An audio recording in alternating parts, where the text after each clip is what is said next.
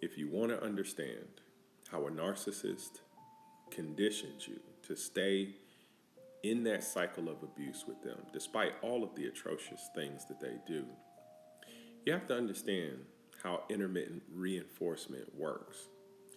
So, say you take a mouse and you have the mouse press a button, and every time the mouse presses the button on the third attempt, they get a hit of dopamine.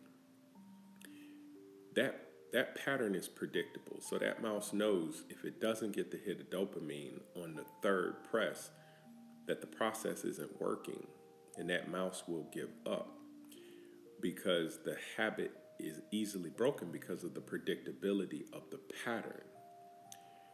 But if the pattern is unpredictable, if sometimes the mouse gets a hit of dopamine on the third press, sometimes on the seventh, sometimes on the 15th press, and it's completely unpredictable to the mouse, then that pattern of pressing the button is going to be extremely difficult for the mouse to break, because the mouse continues to hold on to hope with the expectation that eventually that hit of dopamine is going to come.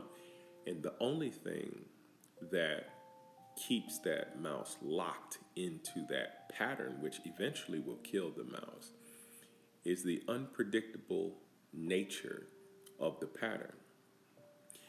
And that's how it works when you're in that cycle of abuse with the narcissist. When they're stonewalling you, when they're using Darvo, when they're projecting onto you, gaslighting you, all of that builds up cortisol in your body due to the stress. And you want that relief. You need that relief, that hit of dopamine that's a part of a cycle that you've become conditioned to. You've become conditioned to be in that cycle with them. And it's not predictable.